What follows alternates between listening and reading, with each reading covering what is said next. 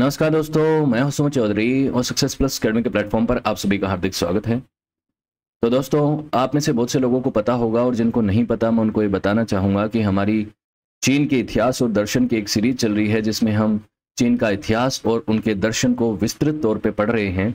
तो उसी सीरीज के इस पार्ट में हम पढ़ेंगे the enigmatic peace making philosophy of ancient China के बारे में, जिसका नाम है मोहिज्म। मोहिज्म नाम की एक फिलोसॉफी जो कि प्राचीन चीन में बहुत ज़्यादा पॉपुलर थी, जिसे मास्टर मोजी नाम के एक फिलोसोफर ने प्रोपोगेट किया और उसके बाद उनके डिसाइपल्स ने इसे और ज़्यादा पॉपुलराइज किया और इसे कंपाइल किया। इसके बारे में हम पढ़ेंगे। अब दोस्तों, चीन के इतिहास को जब हम पढ़ते हैं तो एंशिएंट चाइना में मैंने एक डायनेस्टी आपको पढ़ाई थी जिसका नाम है जो डायनेस्टी, जिसने चीन के इतिहास में सबसे लंबे समय तक रूल किया। इसका जो समय काल है वो 1046 से 256 बीसी के बीच का है, जो कि तकरीबन 790 साल होते हैं। तो 790 साल तक रूल करने वाली इस डायनेस्टी के समय पे कई सारे राजनीतिक उतार चढ़ाव आए, जिन्हें वेस्टर्न जो डायनेस्टी, ईस्टर्न जो dynasty, spring autumn period, warring state periods में बांटा जाता है। तो इस डायनेस्टी के समय पे चीन का ये जो साम्राज्य था ये डिसेंट्रलाइज था। डिसेंट्रलाइज इस डायनेस्टी ने खुद ही किया था कि छोटे छोटे किंगडम्स जो हैं उसे स्टेब्लिश कर दिया, उनको थोड़ी थोड़ी ऑटोनॉमी दे दी। लेकिन over the period of time ये जो छोटे छोटे किंगडम थे ये पावरफुल हो गए, और पावरफुल हो गए तो ये कंट्रोल के लिए, किस तरीके के कंट्रोल के लिए, रिसोर्सेज के कंट्रोल के लिए, अपने साम्राज्य विस्तार के लिए आपस में लड़ने लग गए। और आपस में लड़ने लग गए तो क्या हुआ, राजनीतिक उथल पुथल हुई, राजनीतिक अस्थायित्व आया, सामाजिक अस्थायित्व आया।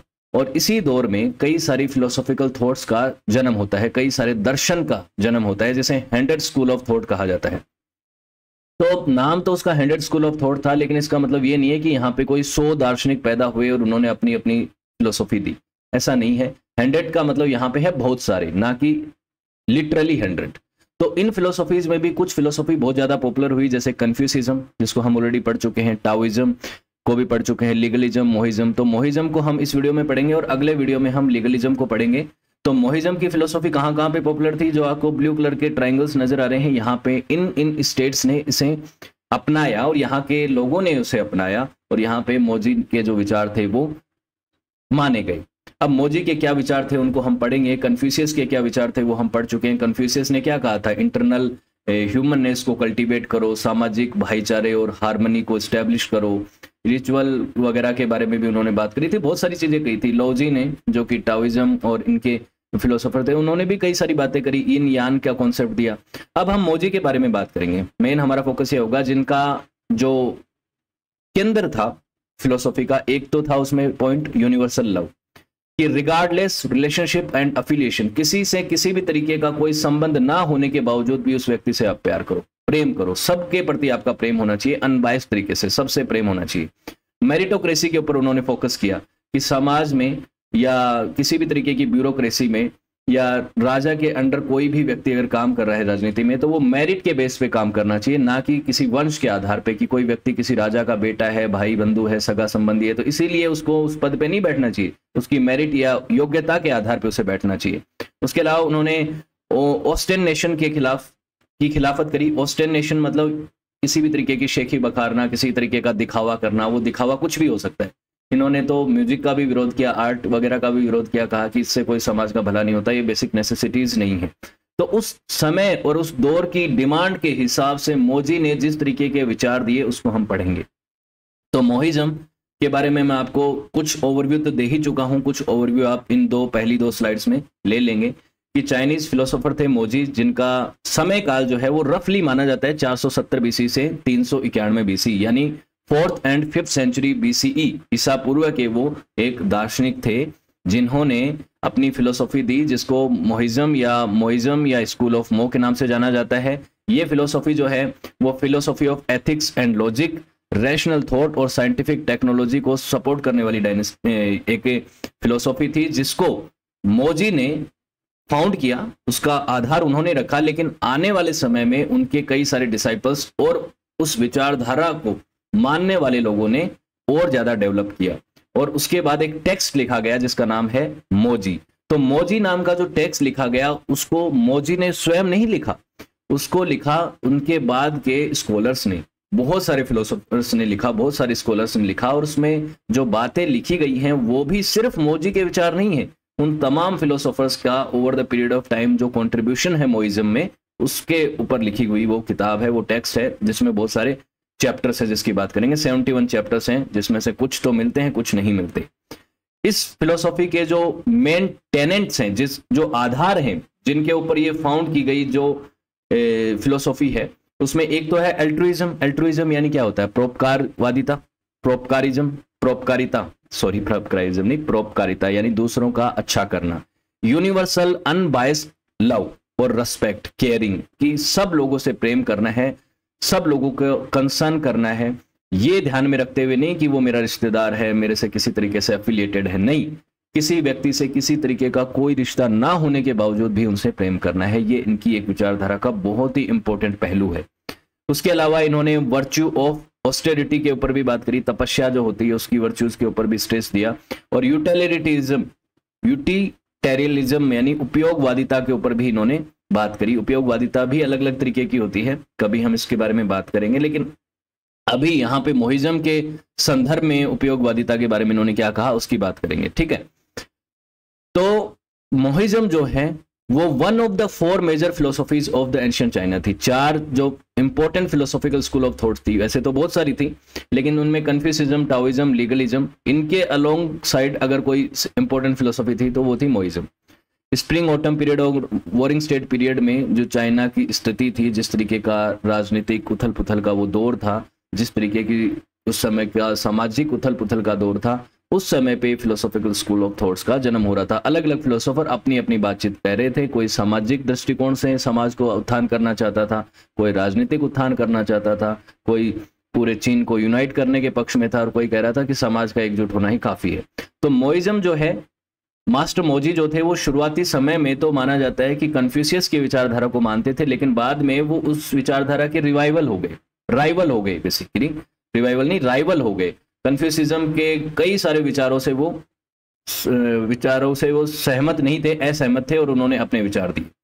While its influence endured, Moism almost disappeared as an independent school of thoughts and transformed into integral sect of Confucianism and Taoism in the wake of cultural transformation under Qin dynasty। तो आगे चल के जब चिन dynasty का period आया 221 BC में, चिन dynasty अस्तित्व में आई, तब चिन डायनेस्टी ने तो कंप्लीटली सारी फिलोसॉफिकल स्कूल थॉट्स को डिक्लाइन दिया मानने से, सिर्फ लीगलिज्म को उन्होंने माना। लीगलिज्म की फिलोसॉफी के अंडर, जिसमें स्ट्रिक्ट लॉज को इंस्टॉल करने की बात थी, पावरफुल एक एम्परर के होने की बात थी, पनिशमेंट्स की बात थी, उस दौर में कन्फ्यूशियज्म, टाओइज्म या मोइज्म के जितने भी फिलोसोफर्स थे उनको मारा गया, जलाया गया, बहुत सारी किताबों को फूंका गया।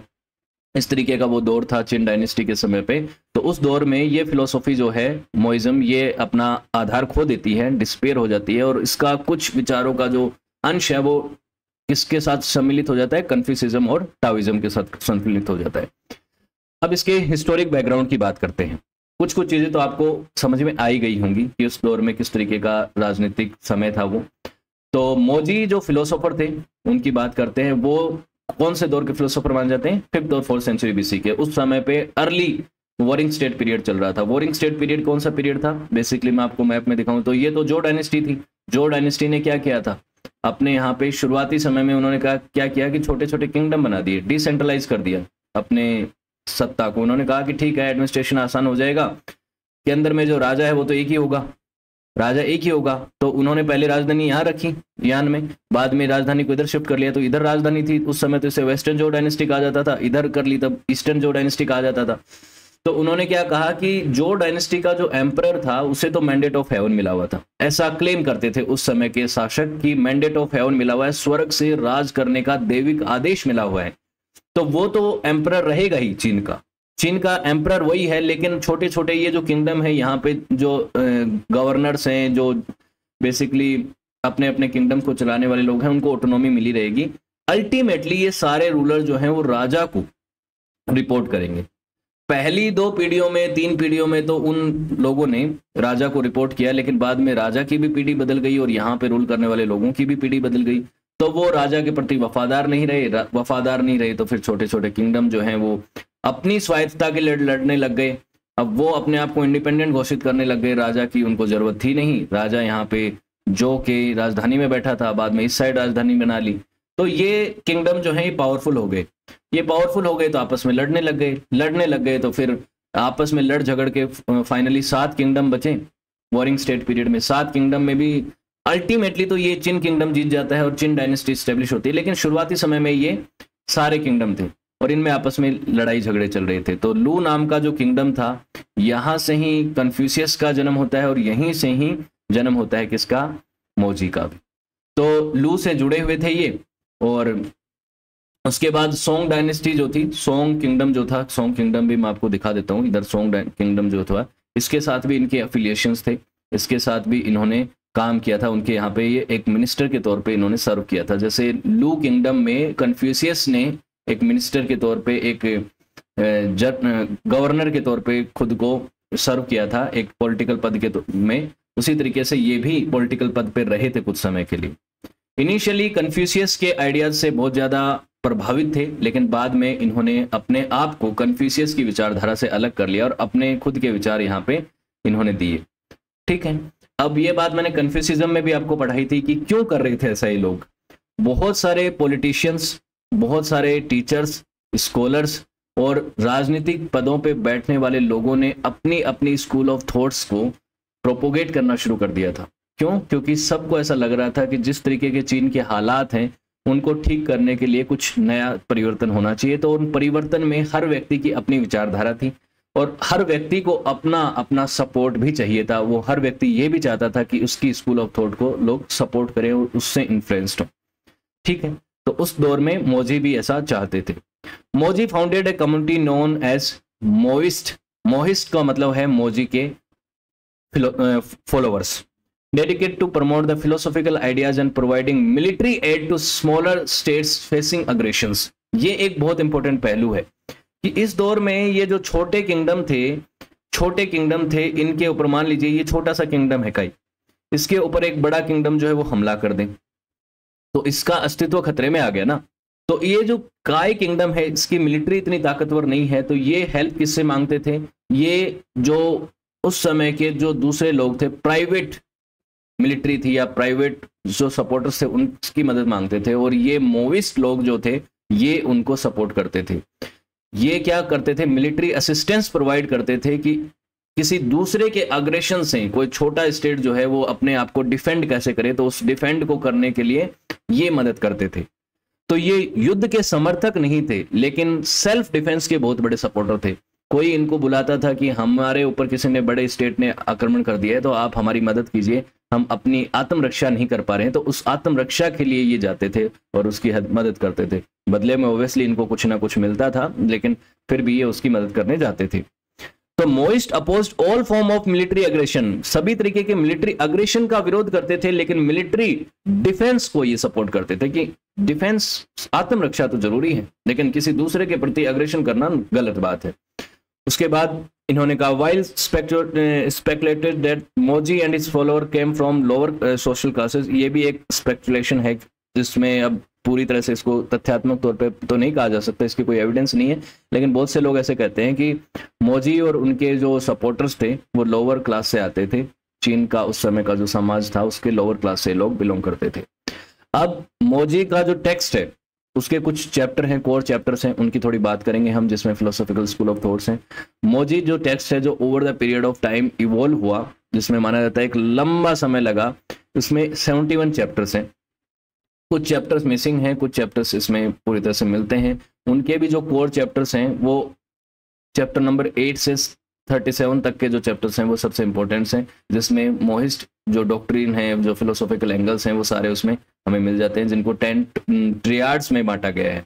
तो मोहिस्ट के जो थीसिस हैं, मास्टर मोजी और उनके जो बाद स्कॉलर्स आए, उन्होंने जो जो विचार दिए उसको over the period of time इस मोजी नाम के टेक्स्ट में लिखा गया।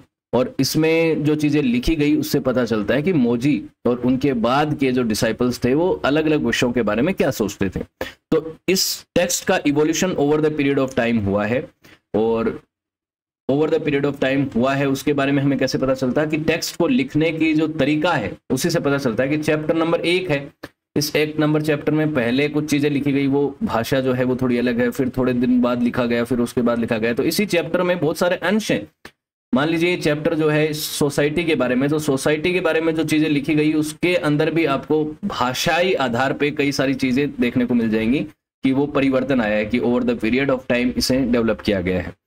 तो ये आपको पता चलता है। तो अब वो क्या क्या बातें हैं उसके बारे में समझ लेते हैं कि फिलोसॉफिकल थॉट ऑफ मोइज्म क्या है। तो मोइज्म के 10 प्रिंसिपल्स माने जाते हैं मेनली, जिसके बारे में उन्होंने बात करी।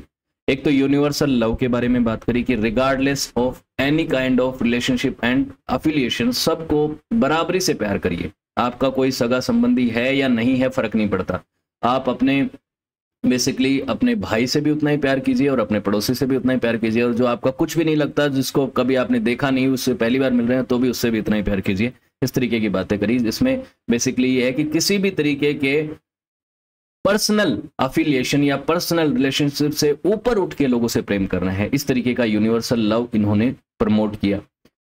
एक्सीलेटिंग यूनिटी, यूनिटी को इन्होंने बहुत ज्यादा जो है सपोर्ट किया कि सब तरीके का यूनिवर्सल लव को सपोर्ट कर रहे हैं तो ऑब्वियसली यूनिटी को भी सपोर्ट करेंगे।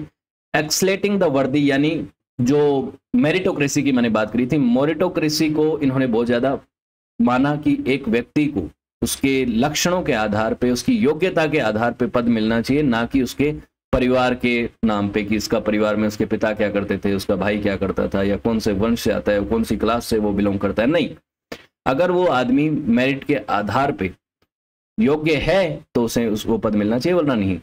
इकोनॉमी के ऊपर बात करी, इकोनॉमी में स्पेंडिंग के ऊपर बात करी। फ्यूनरल्स में जो एक्सेसिव स्पेंडिंग होती थी उस दौर में, फ्यूनरल और आफ्टर लाइफ में बहुत ज्यादा बिलीव करते थे चाइना के एंशियंट रिलीजन में लोग, तो राजा के द्वारा फ्यूनरल्स के ऊपर एक्सेसिव जो स्पेंडिंग होती थी उसको इन्होंने क्रिटिसाइज किया। जो स्वर्ग की विल है, हेवंस विल, यानी उसके ऊपर भी बात करी कि राजा को किस तरह से व्यवहार करना चाहिए। स्पेशली स्वर्ग की विल का जो इंपॉर्टेंट पहलू था वो राजा था। क्यों? और दूसरे पहलू भी थे, ऑब्वियसली रिलीजियस एंगल्स तो थे ही, लेकिन राजा, मैंडेट ऑफ हेवन वाला जो कॉन्सेप्ट था उससे राजा रूल करता था, तो उसको भी समझना जरूरी है कि जो ईश्वर की मर्जी है वो क्या है। म्यूजिक का इन्होंने विरोध किया, क्यों किया वो आगे मैं आपसे बताऊंगा। वॉर का भी विरोध किया, लेकिन पर्सनल डिफेंस का इन्होंने सपोर्ट किया कि अगर आपके खिलाफ कोई वॉर छेड़ता है तो आपकी जिम्मेदारी है आप अपने आप को प्रोटेक्ट करो, और प्रोटेक्ट करने के लिए मोहिस्ट लोग जो है वो भी सपोर्ट करते थे किसी कमजोर स्टेट का। स्पिरिट के ऊपर भी इन्होंने बात करी, यानी सुपीरियर पावर, सुपरनेचुरल फोर्स, यानी रिलीजन के बारे में बात करी। उसके अलावा फैटलिज्म का इन्होंने विरोध किया। फैटलिज्म यहाँ पे बेसिकली क्या है, यानी कि ये जो आपकी क्या कह सकते हैं किस्मत पे अगर कोई आदमी ज्यादा फोकस करता है, उसका विरोध किया कि सब कुछ, कई लोग सोचते हैं ना कि सब कुछ पहले से लिखा हुआ है, सब कुछ किस्मत में, भाग्य में लिखा हुआ है, तो भाग्यवादिता का इन्होंने विरोध किया। तो इनके बारे में एक के एक बात पढ़ेंगे हम। सबसे पहले यूनिवर्सल लव के बारे में बात कर लेते हैं, केयरिंग एंड इम्पार्शलिटी के बारे में जैसे कह सकते हैं। यूनिवर्सल यानी कि सबसे बराबरी से प्रेम करना है। जैसे हमारे यहाँ पे एक कॉन्सेप्ट था भारतीय फिलोसॉफीज में, भारतीय दर्शन में, वसुधैव कुटुंबकम का जो कॉन्सेप्ट है कि पूरा संसार ही हमारा परिवार है और हम उससे सबसे बराबरी से प्रेम करें, तो वो यूनिवर्सल लव का जो कॉन्सेप्ट है चाइना में भी मोहिस्ट फिलोसॉफी में कहीं ना कहीं आपको देखने को मिलता है। तो मोहिज्म में मोजी के विचार और उनके बाद के जो स्कॉलर्स हैं उनके विचार ये कहते हैं कि हर व्यक्ति को दूसरे इंडिविजुअल से बराबरी से प्रेम करना चाहिए, किसी भी तरीके के रिलेशनशिप को ध्यान में रखे बिना, कि कोई आपका कुछ लगे या ना लगे, भाई किसी भी तरीके के अफिलिएशन को साइड लाइन करके आपको सबसे प्यार करना है। इस बात का आने का रीजन एक ये माना जाता है कि कन्फ्यूशियस का ये मानना था। कन्फ्यूशियस जो है सोशल हायरार्की में बहुत मानते थे। उनकी जो फिलोसॉफी है उसमें कहीं ना कहीं आपको पैट्रियार्की भी नजर आएगी। उसमें उन्होंने 5 रिलेशंस की बात करी, पिता का पुत्र के साथ रिलेशन, राजा का अपनी जनता के प्रति जो है रिलेशन, एक हस्बैंड का वाइफ के साथ रिलेशन, दोस्त का दोस्त के साथ रिलेशन। तो उसमें उन्होंने एक डोमिनेटिंग पार्टी, एक सबमिसिव पार्टी का भी जिक्र किया, और उसमें उन्होंने कहीं ना कहीं ये दिखाया कि एक व्यक्ति जो है वो रिश्तों से अलग नहीं हो सकता, वो उनके साथ जुड़ा ही रहेगा। तो कहीं ना कहीं कन्फ्यूशियस ने कहा कि एक बेटा जो है, एक बच्चे जो हैं वो अपने पिता के प्रति तो, अपने पेरेंट्स से तो ज्यादा प्रेम करेंगे ही, किसी पड़ोसी से उतना प्रेम नहीं कर सकते। या एक जो पेरेंट है एक पिता है वो अपने पुत्र से जितना प्रेम करेगा उतना किसी पड़ोसी के बच्चे से नहीं कर सकता। ये प्रैक्टिकल बात है, आप इस बात को समझते भी हैं, ये प्रैक्टिकल तो यही है। लेकिन मोइज्म में और मोजी ने क्या कहा, उनके इस फिलोसॉफिकल स्कूल ऑफ थॉट में क्या कहा गया कि नहीं, एक व्यक्ति ए जितना प्रेम अपने बेटे से करता है उतना ही उसे किसी दूसरे व्यक्ति से भी करना चाहिए। उसे किसी भी तरीके का रिश्तों के झंझट में पड़ने से दूर रहना चाहिए, मुक्त रहना चाहिए। बेसिकली ये कहीं ना कहीं आपको डिटैच भी करता है, रिश्तों से डिटैच करने वाली फिलोसॉफी भी नजर आती है, लेकिन यूनिवर्सल लव को भी प्रमोट करने वाली फिलोसॉफी नजर आती है। इन्होंने ये भी कहा कि all people are equally deserving of receiving material benefit and being protected from physical harm. सभी लोगों का ये अधिकार है और वो डिजर्व करते हैं कि उनको बराबरी का मटेरियल बेनिफिट मिले, कि सबको बेसिकली इक्वलिटी मिले, उनको बराबरी से खाना मिले, बराबरी से उनको रहना, मतलब बेसिक जो नेसेसिटी है, रोटी कपड़ा मकान, बेसिकली ऐसी चीजें जो हैं वो सबको मिलनी चाहिए। उसमें ये नहीं कि देखिए अगर यूनिवर्सल लव नहीं होगा, सब लोग सिर्फ अपने अपने हितों और अपने परिवार और अपने एफिलिएटेड लोगों का ही ध्यान रखने लग गए, तो फिर जो गरीब लोग हैं वो कहाँ जाएंगे, उनको तो बेसिक नेसेसिटी वाली चीजें भी नहीं मिलेंगी। और उन लोगों का, हर एक व्यक्ति का ये भी अधिकार इन्होंने बताया कि सबको फिजिकल हार्म से प्रोटेक्शन मिलना चाहिए, कोई एक व्यक्ति किसी दूसरे व्यक्ति को चोट ना पहुंचाए। तो इन्होंने यूनिवर्सल लव को इस तरह से बताया कि अगर लोग इम्पार्शियल नहीं होंगे, इम्पार्शियल हो जाएंगे, किसी से भेदभाव नहीं करेंगे, सबसे बराबरी से प्रेम करेंगे, सबकी बराबरी से केयर करेंगे, तो फिर वो एक दूसरे को नुकसान नहीं पहुंचाएंगे, क्योंकि उनका प्रेम एक दूसरे के प्रति समान है, बराबर है। अगर एक व्यक्ति अपने बेटे से भी इतना ही प्यार करता है मान लीजिए, और अपने पड़ोसी से भी इतना ही प्यार करता है, तो अपने बेटे को कभी भी इस पड़ोसी से सुपीरियर नहीं करेगा, और उसके फायदे के लिए या उसको ज्यादा कुछ दिलाने के लिए, उसको ज्यादा मटेरियल बेनिफिट दिलाने के लिए सी के अधिकारों को नहीं मारेगा। वो तो सी के अधिकारों को नहीं मारेगा, तो उसको इसकी भी इतनी परवाह है, इसकी भी इतनी परवाह है, तो अपने आप में क्या होगा कि रिसोर्सेज का बंटवारा भी बराबर हो जाएगा, और दोनों लोग जो है, सब लोग जो है वो फिजिकल हार्म से भी प्रोटेक्ट हो जाएंगे। क्यों? क्योंकि जब आपस में लोग लड़ते हैं तो किसके लिए लड़ते हैं? किसी ना किसी तरीके के मटेरियल बेनिफिट के लिए लड़ते हैं, मेनली मटेरियल बेनिफिट या रिसोर्सेज को कंट्रोल करने के लिए लड़ते हैं। तो अगर सब लोग बराबरी से एक दूसरे से प्रेम करेंगे तो वो क्यों लड़ेंगे? ये बात इन्होंने कही, बहुत इंपॉर्टेंट बात है।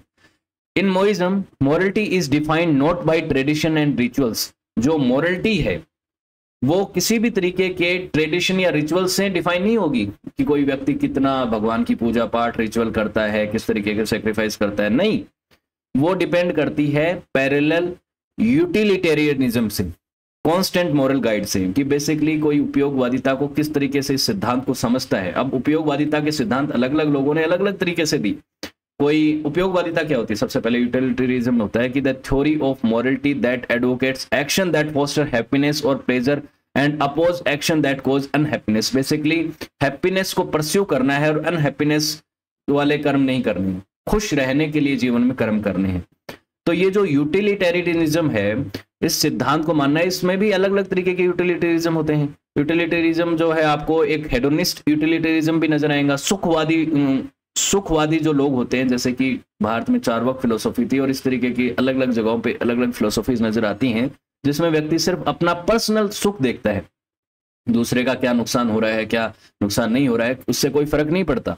इस तरीके की बातें भी होती हैं इस उपयोगवादिता में या सुखवादिता में। तो यहां पे इन्होंने क्या कहा, यूटिलिटेरिज्म में इन्होंने कहा कि नहीं, ऐसा नहीं करना है कि आप दूसरे का नुकसान करके अपना फायदा देखें। आपको एक ऐसी मॉरल गाइड को फॉलो करना है जिसमें सामाजिक तौर पे, एक बड़े स्केल पे सब लोगों का भला हो, सब लोगों के ग्रेटर कोज के लिए, ग्रेटर उपयोगवादिता के लिए, यूटिलिटेरिज्म के लिए काम करना है। बेसिकली खुश तो रहना है, सबका भला तो करना है, सबसे प्रेम तो करना है, सबको बेसिक नेसेसिटीज जो हैं वो तो हासिल करनी है, लेकिन एक व्यक्ति अपने फायदे के लिए वो ना करे। एक व्यक्ति अगर अपने फायदे का सोचने लग गया, अपने परिवार का और अपने रिश्तेदारों का, नातियों का सोचने लग गया, तो वो दूसरे का नुकसान करने लग जाता है कभी कभी। तो ऐसा ना करके एक ऐसी मॉरल गाइड को सपोर्ट करना है, सोशल हार्मनी को सपोर्ट करना है, ऐसे बिहेवियर को सपोर्ट करना है जिसमें आपको एक जर्नल यूटिलिटी मिले। जर्नल यूटिलिटी में आप सबके प्रति ये सोचें कि सबको ही बेसिक चीजें जो हैं, बेसिक मटेरियल बेनिफिट मिले, सबको ही बेसिक फिजिकल हार्म से प्रोटेक्शन मिले। तो इस तरीके का यूटिलिटेरियनिज्म इन्होंने सब जो है उसे प्रमोट किया, जिसे कॉन्सेप्ट ऑफ एआई कहा जाता है। आज का एआई नहीं जिसे आप आर्टिफिशियल इंटेलिजेंस कहते हैं, वो नहीं। यहाँ पे ये जो कॉन्सेप्ट ऑफ एआई है, ये यूनिवर्सल लव का कॉन्सेप्ट था, मोजी के द्वारा जो प्रस्तावित किया गया था। इसमें ये था कि ये मोजी का एआई का जो कॉन्सेप्ट था, ये कन्फ्यूसिज्म के बेनेवलेंट लव के रिएक्शन में था। कन्फ्यूसिज्म के जो विचार थे उसको एकदम टक्कर देने के लिए ये कॉन्सेप्ट ये लेके आए थे। कन्फ्यूशियस ने कहा था, देखिए, Mozi tried to replace what consider to be long entrenched Chinese over attachment to family. तो कन्फ्यूशियस ने फैमिली के बारे में काफी बात करी, रिश्तों के बारे में काफी बात करी, 5 रिलेशंस के बारे में बात करी। यहाँ पे ही आर्ग्यूड, कौन? Mozi argued directly against Confucius who believe that it was natural and correct for people to care about different people in different degree. क्योंकि कन्फ्यूशियस ऐसा मानते थे कि एक बच्चा जो है अपने पिता से तो ज्यादा प्यार करेगा ही, एक भाई अपने भाई से ज्यादा प्रेम करेगा ही, पड़ोसी से तो ज्यादा करेगा ही, एक दोस्त अपने दोस्त से ज्यादा प्यार करेगा किसी दूसरे अननोन व्यक्ति से ज्यादा।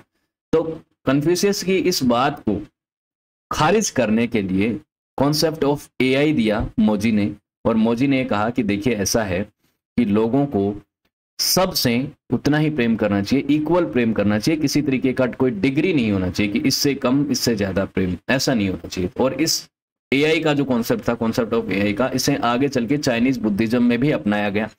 और चाइनीज बुद्धिज्म में जब इसे अपनाया गया तो इसे पैशनेट केयरिंग फॉर ऑल के सिद्धांत के तौर पे माना गया, एक फंडामेंटल डिजायर के तौर पे माना गया कि एक फंडामेंटल डिजायर है कि सब लोगों से बराबरी से प्रेम किया जाए। तो ये मोहिज्म का एक इंपॉर्टेंट कॉन्सेप्ट है जिसमें ये बताया गया कि सबकी बराबरी से केयर करो, कि सबके प्रति इम्पार्शियल रहो। यूटिलिटेरिज्म के बारे में भी इन्होंने बात करी कि भाई उपयोगवादिता, सबको खुश रहना है और ऐसे कर्म करने की खुश रहे, लेकिन वो इंडिविजुअल हैप्पीनेस या इंडिविजुअल प्लेजर के लिए नहीं बल्कि सामाजिक और यूनिवर्सल यूटिलिटेरिज्म का जो कॉन्सेप्ट है उसके बारे में इन्होंने बात करी कि सब लोगों के जो बेसिक मूलभूत अधिकार हैं, बेसिक जो वो लोग डिजर्व करते हैं, for example love, care, material benefit और फिजिकल हार्म से उनको सुरक्षा, तो ये जो चीजें हैं ये हर व्यक्ति को मिलनी चाहिए। और ये तभी मिलेंगी जब लोग जो हैं सबके प्रति क्या होंगे, एक दूसरे के प्रति क्या होंगे, इक्वली सबको देखेंगे, सबसे यूनिवर्सल लव करेंगे। ठीक है। कॉन्सिक्वेंटिलिज्म के बारे में इन्होंने क्या कहा, कॉन्सिक्वेंसेस क्या होते हैं, परिणाम, और कॉन्सिक्वेंटिलिज्म क्या हो गया, परिणामवादिता। Unlike hedonist utilitarianism which views pleasure as a moral good, pleasure को एक मॉरल गुड के तौर पे देखते हैं हेडोनिस्ट लोग, यानी कि सुखवादी लोग, जो कि क्या कहते हैं कि सबसे इंपॉर्टेंट क्या है जीवन में, प्लेजर, खुश होना है, और वो कैसे भी मिले, खुश रहने के लिए आपको कुछ भी करना पड़े वो करिए, इस तरीके की बातें हेडोनिस्ट लोग कहते हैं। जैसे चारवाक दर्शन है भारतीय फिलोसॉफी में, भारतीय दर्शन में, उसी तरीके से। तो the basic good in Mohist consequentialism is thinking are, अब मोइस्ट इस विचारधारा को नहीं मानते कि प्लेजर जो है वही मॉरल गुड है। उनका मानना है कि व्यक्ति को ऑर्डर, यानी कि समाज में ऑर्डर जो है, लॉ एंड ऑर्डर वाला ऑर्डर है ये, order, material wealth and increase in population, ये चीजें जरूरी हैं। उस समय के समाज को ध्यान में रखते हुए इन्होंने कहा कि ये चीजें जरूरी हैं। क्यों जरूरी हैं? क्योंकि उस समय जो दौर चल रहा था, मोजी का जो दौर था, जो आप देखते हैं स्प्रिंग ऑटम पीरियड और वॉरिंग स्टेट पीरियड, उस समय बड़े बड़े फेमाइन आते थे, वॉर होते थे, पॉपुलेशन डिक्रीज हो रही थी। तो उस समय पॉपुलेशन ग्रोथ एक मॉरल नेसेसिटी नजर आता था सबको कि एक हार्मोनियस सोसाइटी में पॉपुलेशन का बढ़ना बहुत जरूरी है। मटेरियल वेल्थ के तौर पे उन्होंने कहा कि मटेरियल वेल्थ की जब मैं बात कर रहा हूं यहाँ पे, तो मटेरियल वेल्थ का मतलब क्या है कि बेसिक नीड्स जो है व्यक्ति की वो पूरी होनी चाहिए, जैसे कि शेल्टर, क्लोथिंग, रोटी कपड़ा मकान, बेसिकली हम कहते हैं रोटी कपड़ा मकान, शिक्षा। आज के समय तो बेसिक नीड्स जो है वो समय के साथ बढ़ जाती हैं। जब आज के समय बेसिक नीड में शिक्षा एक बहुत महत्वपूर्ण पहलू है, पहले भी होना चाहिए था, लेकिन जब सोसाइटी बहुत ज्यादा अंडर डेवलपिंग स्टेज में थी, बहुत पुअर कंडीशन में थी, तब बेसिक नीड्स कम थी। अब बेसिक नीड्स बढ़ती चली जा रही हैं over the period of time. Basic needs में अब आप इंटरनेट को भी आज बेसिक नीड्स मानते हैं, तो वो चीजें समय के साथ साथ बदलती हैं। लेकिन उस समय के हिसाब से इन्होंने क्या कहा कि पॉपुलेशन ग्रोथ भी जरूरी है, एक हार्मोनियस सोसाइटी में रोटी कपड़ा मकान भी जरूरी है ना, फिजिकल हार्म से व्यक्ति को प्रोटेक्ट होना जरूरी है। तो ये उन्होंने अपनी परिणामवादिता के सिद्धांत में बताया। The moral goods of Mohism are interrelated. An example of this would be more basic wealth than more reproduction, more people more production and wealth. इनका इस सिद्धांत को समझिए कि अब लोगों के पास मान लीजिए बेसिक वेल्थ है, वो बहुत और ज़्यादा रिप्रोडक्शन करेंगे, और ज़्यादा बच्चे पैदा होंगे, और ज़्यादा बच्चे पैदा होंगे तो और ज़्यादा लोग होंगे, और ज़्यादा लोग होंगे तो और प्रोडक्शन होगा, किसका? एग्रीकल्चरल प्रोडक्शन और ज़्यादा होगा, ज़्यादा खेती का, वो ज़्यादा क्षेत्र को वो एग्रीकल्चरल फील्ड में शामिल कर पाएंगे, और ज़्यादा फील्ड जनरेट होगा, वेल्थ जनरेट होगा। इससे क्या होगा? लोगों के पास पर्याप्तता हो जाएगी। किसकी पर्याप्तता? अनाज की पर्याप्तता हो जाएगी, उनके पास अच्छा कुछ हो जाएगा, वेल्थ अच्छी हो जाएगी, उनके रिश्ते अच्छे हो जाएंगे, वो लोग काइंड हो जाएंगे, और समाज जो है वो अनप्रॉब्लमेटिक हो जाएगा। अब ये इनकी विचारधारा थी, इनका मानना था। अब आप देखते हैं इतिहास को, आप अब पीछे मुड़ के जब देखते हैं तो आपको पता है कि जब पॉपुलेशन बढ़ती है तब भी प्रॉब्लमेटिक सिचुएशंस होती हैं, जब प्रोडक्शन बढ़ता है तब भी प्रॉब्लमेटिक चीजें होती हैं, क्योंकि जब प्रोडक्शन बढ़ता है तो एक स्टेट जो है वो पावरफुल हो जाता है, पावरफुल स्टेट जो है वो करप्ट भी हो सकता है। वो कहते हैं ना, power corrupts and absolute power corrupts absolutely.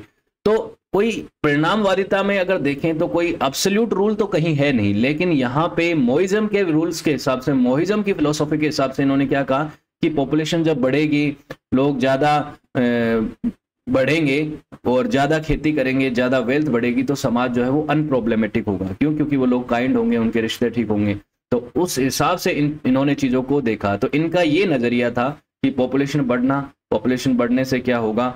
जनता बढ़ेगी, जनसंख्या बढ़ेगी, जनसंख्या बढ़ेगी तो ज्यादा खेती करेंगे, ज्यादा रिसोर्सेज का इस्तेमाल करेंगे, ज्यादा जो है उनकी पूंजी बढ़ेगी, वेल्थ बढ़ेगी, वेल्थ बढ़ेगी तो रिश्ते ठीक होंगे, रिश्ते ठीक होंगे तो काइंड ज्यादा होंगे, काइंड ज्यादा होंगे तो समाज अनप्रॉब्लमेटिक होगा। ये इनके विचार थे।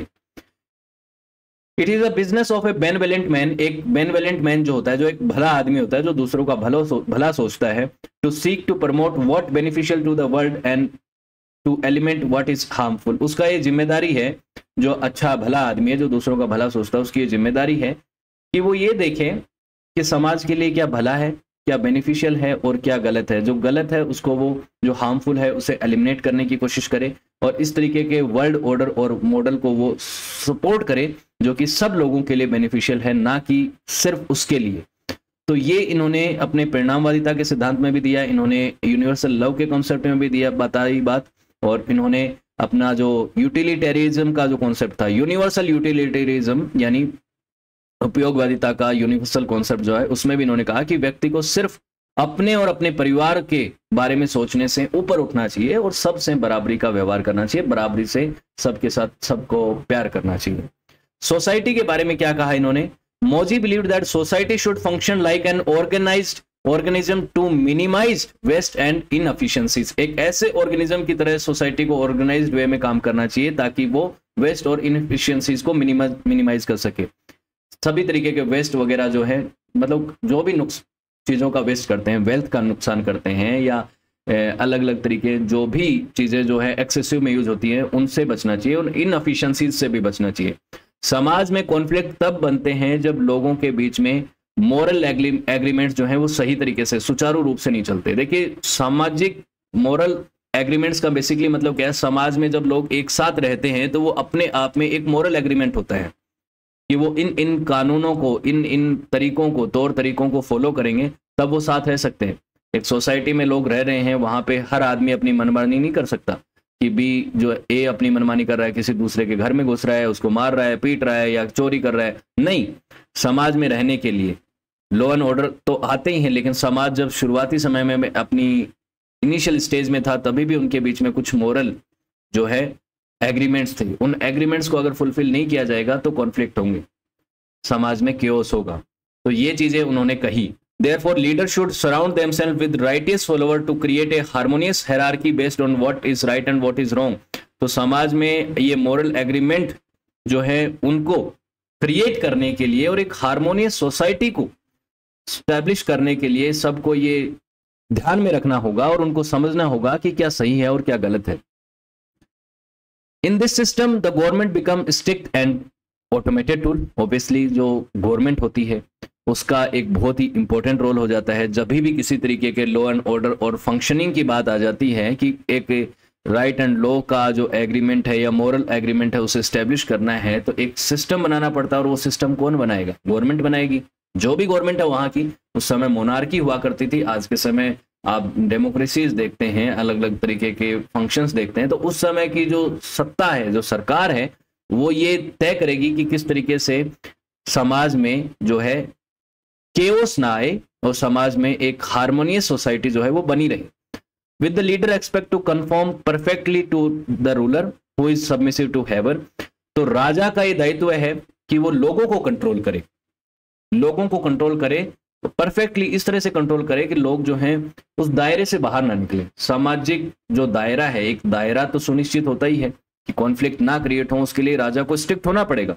और राजा भी जो है अल्टीमेटली पूरी तरह से कोई डोमिनेटिंग पक्ष नहीं है कि वो जो कहेगा, जो उसने सोच लिया कि ऐसा नियम बना दूं, ऐसा कानून बना दूं, वही सही होगा, नहीं। वो राजा भी अल्टीमेटली हेवन के प्रति सबमिसिव है। स्वर्ग से जो मैंडेट ऑफ हेवन मिला हुआ है ईश्वर से कि तुम रूल करो, तो उस रूल करने का जो अधिकार है उसका सदुपयोग करना है, गलत उपयोग नहीं करना है। अदरवाइज जो हेवन है वो तुमसे मैंडेट ऑफ हेवन छीन भी सकता है। ऐसा कॉन्सेप्ट था चाइना में, मैंडेट ऑफ हेवन के बारे में मैं पढ़ा चुका हूं। इसमें एक कॉन्सेप्ट था कि स्वर्ग से राजा को यह आदेश मिला है कि वो अपने लोगों के ऊपर रूल करेगा, और रूल करने के साथ साथ ये जो अधिकार है ये छीन भी सकता है अगर राजा सही तरीके से रूल नहीं करेगा, अपनी जिम्मेदारियों का सही तरीके से निर्वहन नहीं करेगा।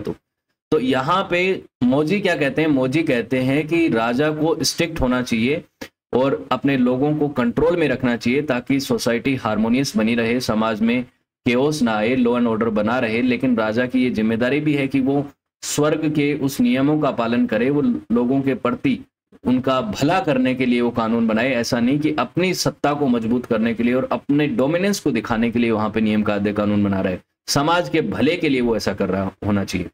अब इसमें एक नियम ये भी था कि जैसे आज फ्रीडम ऑफ स्पीच की बहुत बात होती है कि फ्रीडम ऑफ स्पीच होना चाहिए। चाइना में तो देखिए आज भी फ्रीडम ऑफ स्पीच है नहीं, वहां तो कम्युनिस्ट गवर्नमेंट है, आप समझते हैं। लेकिन उस दौर में भी मोजी ने इस बात को कहा, और मोजी की विचारधारा को आगे चल के माओ जेडोंग भी कहीं ना कहीं बिलीव करता था। माओ जेडोंग मोजी की विचारधारा को ज्यादा मानता था, लीगलिज्म की फिलोसॉफी को ज्यादा मानता था, कन्फ्यूशिज्म को नहीं मानता था। तो मोजी ने यह कहा था कि हर लोगों को, हर व्यक्ति को सोच समझ के बोलना और व्यवहार करना चाहिए। उसे इस चीज का ध्यान रखना चाहिए कि उसके बोलने से, उसके व्यवहार से समाज पे क्या प्रभाव पड़ेगा। उसने ये कहा कि एकदम कंप्लीट फ्रीडम ऑफ स्पीच नहीं होना चाहिए कि कोई व्यक्ति कुछ भी बोल सकता है, उसे कुछ भी बोलने का अधिकार हो, नहीं। उसकी कुछ मॉरल रेस्पॉन्सिबिलिटीज हैं, उन मॉरल रेस्पॉन्सिबिलिटीज को ध्यान में रख के ही वो बोल सकता है।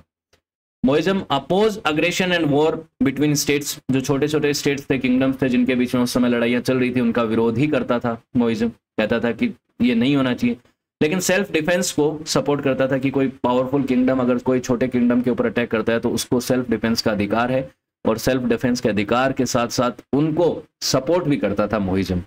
ठीक है। अब मेरिटोक्रेटिक गवर्नमेंट का भी समर्थक था मोजी, और मोजी के जो विचार हैं उनमें ये देखने को मिलता है कि वो नेपोटिज्म को अपोज करते थे। नेपोटिज्म तो आप समझते ही हैं, वंशवादिता, एक परिवारवादिता कि परिवार के ही लोग जो हैं सब कुछ चलाएं, सिस्टम को चलाएं।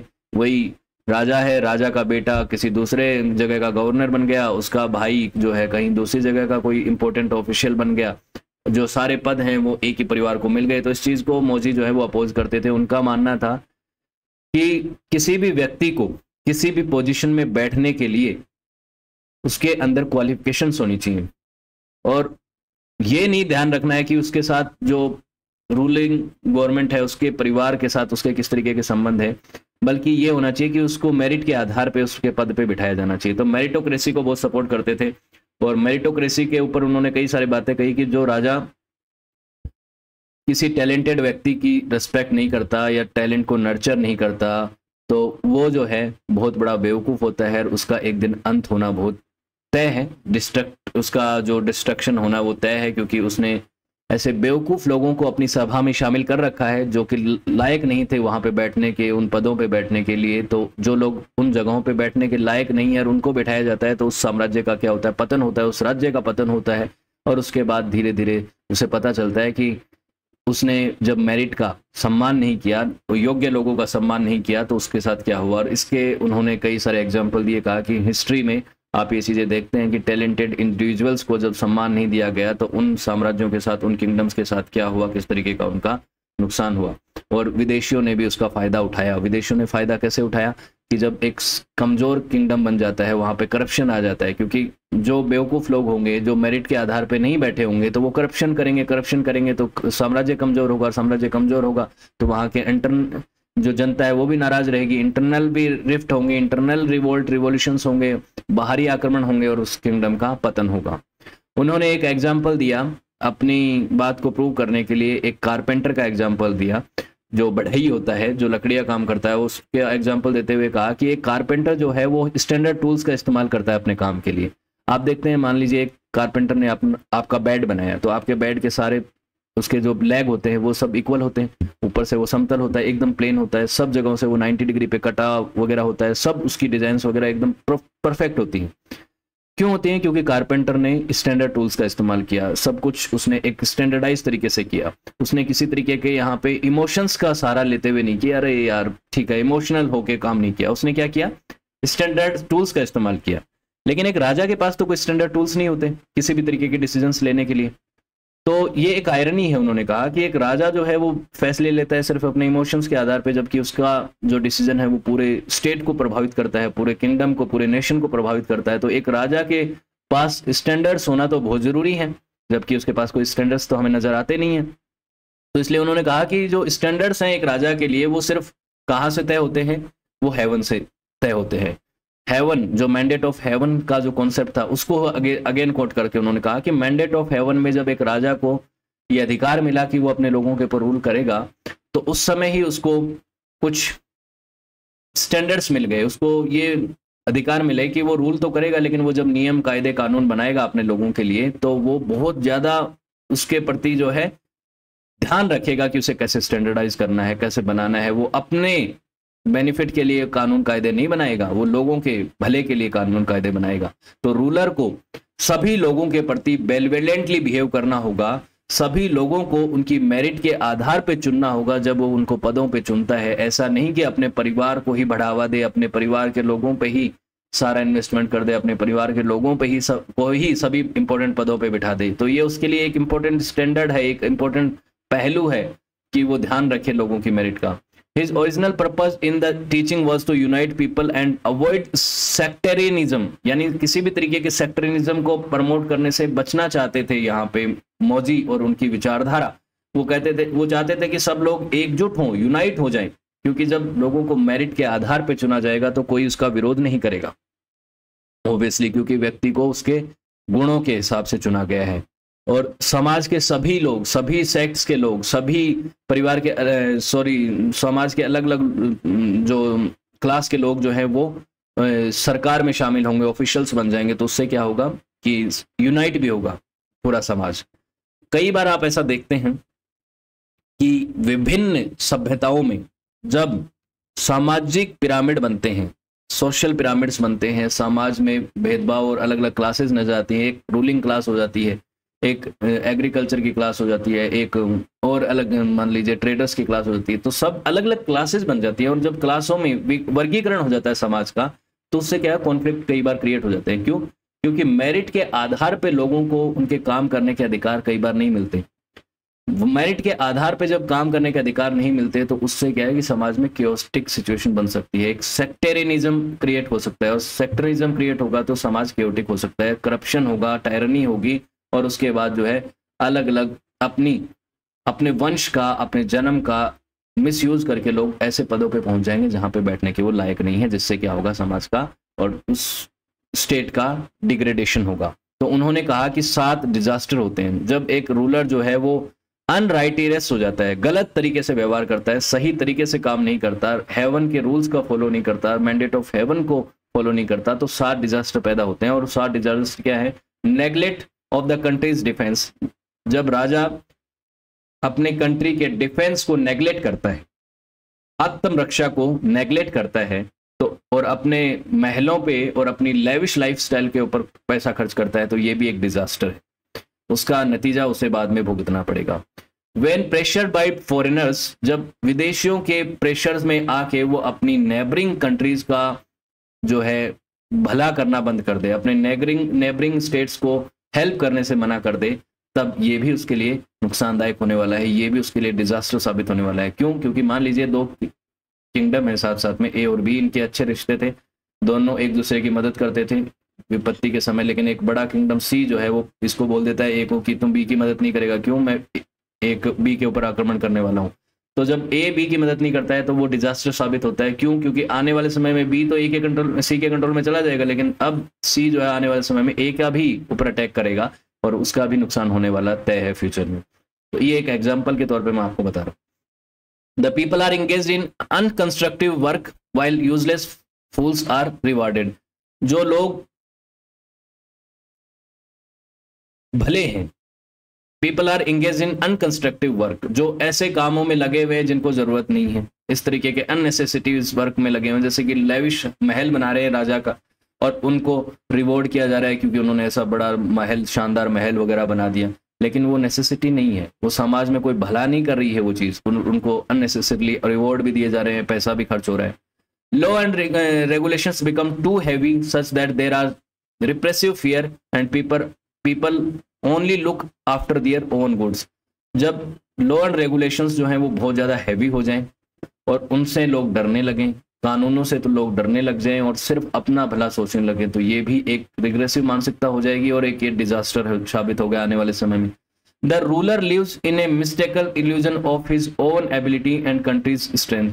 जब राजा ये सोचने लग जाता है कि उसको एक भ्रम हो जाता है, इल्यूजन में जीने लग जाता है, वो सोचता है कि मेरे को कोई हरा नहीं सकता, मैं बहुत ताकतवर हूँ, मेरा कंट्री जो है वो ताकतवर है, मेरा कोई कुछ नहीं बिगाड़ सकता, तो वो एक घमंड में चला जाता है, तो ये भी एक डिजास्टर साबित होता है। Trusted man are not loyal while loyal people are not trusted. जो ट्रस्टेड लोग हैं, जिन पे भरोसा करता है मान लीजिए रूलर, वो तो लॉयल नहीं रहे अब, और जो लॉयल लोग हैं वो अब भरोसे लायक नहीं रहे, तो ये भी क्या होगा, एक डिजास्टर साबित होगा।